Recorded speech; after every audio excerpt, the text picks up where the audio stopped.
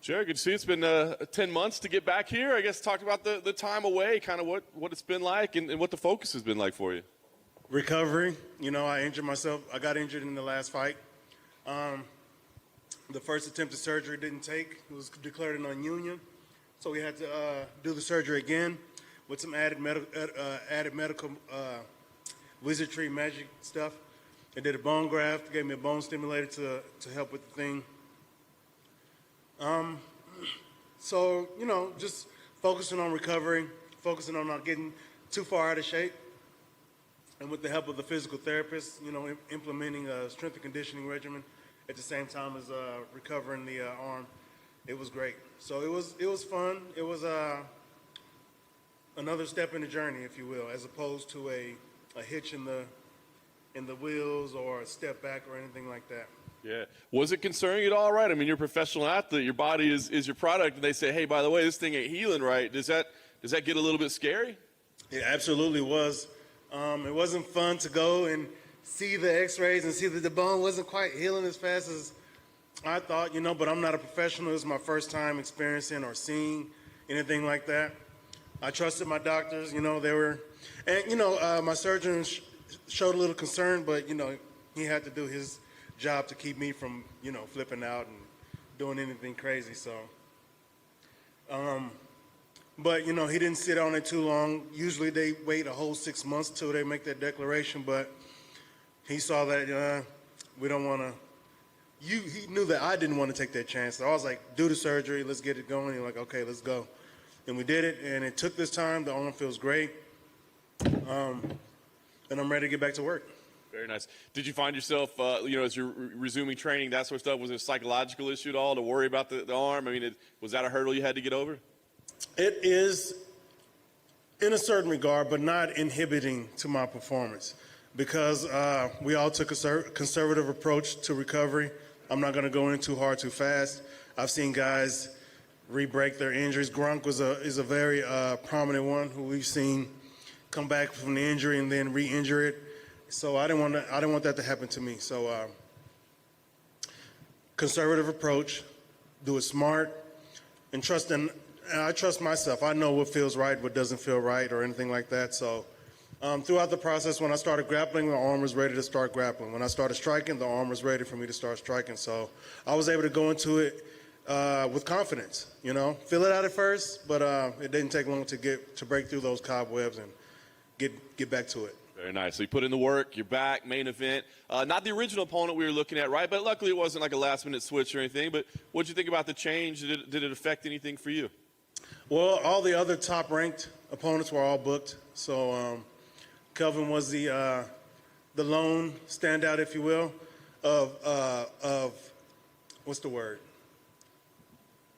Of fighters that I would say yes to. If they would have given me somebody with no number next to their name, that would have been a waste of my time.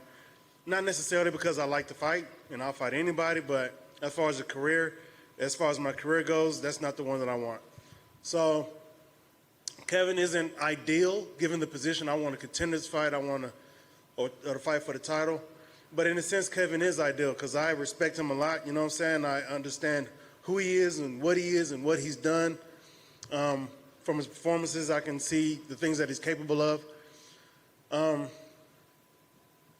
And I just know the sport. I know the game. We know how fights go. So I can see what Kelvin has brought in his last fights. And I'm well aware of the danger he presents in there. We're all aware of his standing as far as being a fighter, MMA. The number 9 next to his name is the fact that there's a number there is good. You know what I'm saying? It's sort of like the same position I was in when I fought Hermanson. He was ranked number 3, I was ranked number 9. So it's kind of like the exact same thing, but we're going to have a different ending. So. He's, as you said, Kelvin's his reputation is out there, right? I mean, he's been in some battles, like maybe not necessarily smart to get in a brawl like that, but is there any part of you that wants to have that type of fight? I mean, a fight of the year type contender that people are just like, oh my God, that was amazing. I mean, if all we consider as fight of the year are brawls where both guys are coming out bloody and damn near broken and, lost a couple of years off the career, then I don't want those guys judging my fights. Those aren't the ones that I want. those aren't the credentials that I want. So for me, I consider myself an intelligent striker. And I want to go out there and an intelligent fighter, not just an intelligent striker, but an intelligent fighter as well. I'm an intelligent person in general. But I apply my intelligence to fighting, and I see what's what. And when I get in there, I'm going to try to see as fast as possible what's what, make my adjustments, and try to capitalize instantly. Nice. Last thing for me, you talked about it, man. You want to fight for the title, man. You had a ton of momentum behind you, the setback, but now you're here again. So what do you think? I mean, do you feel like you're starting again and got to build your way up, or do you feel like, hey, I can pick up that momentum I was on right back, one good performance, and I get to talk about titles again? As far as my energy goes, I'm picking up right where I left off. I'm a better fighter than I was back then. Even going through the injuries, I've gotten better. And no, I didn't take any steps back. No. Losing that fight to Robert the way that I lost it, I'm not going to take any steps. Can't nobody take anything away from me with that. So luckily, the people who book the fights, cut the checks, they see that as well. So I'm glad we got competent people running the show and not the guys who want to see bloody ball out brawls and stuff like that, But, that's entertaining as well. Who knows? I mean, I can throw down too. Don't get me wrong. And if I get in there and start brawling, it's going to be like a nuclear fault war or something like that, right? Because I'm be throwing bombs. But no, I want to have an intelligent approach, as always. Nothing different, more, and even better, a more intelligent approach, if you will. Hey, Jarrett.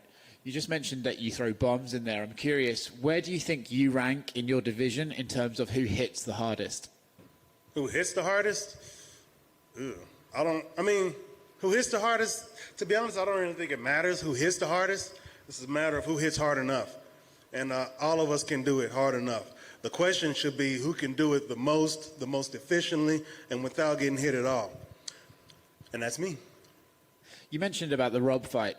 When it comes to fighting for the title, is there a preference? Would you rather fight him to get that rematch or to fight Israel to try and beat Israel, knock him off the top? Whoever's got the belt. Yeah. The fact that it's Izzy right now, that's who I'm aiming at. If Robert gets the win, if Robert gets the title, then that's who I'm aiming at. The fact that he beat me back in October is not going to factor into it or anything. I'm not, vengeful or anything like that. I'm not salty that, he won. So he didn't really beat me, the judges did.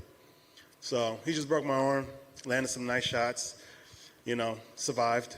It's funny to hear you say he didn't beat me, he just broke my arm. That's kind of funny here. No, it's dead serious. It's the truth. I'm curious. Time ran out and the judges declared him the winner. I'm curious who you have winning in the Darren Till-Derek Brunson fight that's coming up. I don't pick fights. Okay. I don't know if you guys knew that or not, but I don't like picking fights. I can break it down, but that would take a while. I don't favor any of them in any way. They both have the skills to make it happen. Derek can grapple with the best of them. We've seen Darren defend grapplers' advances.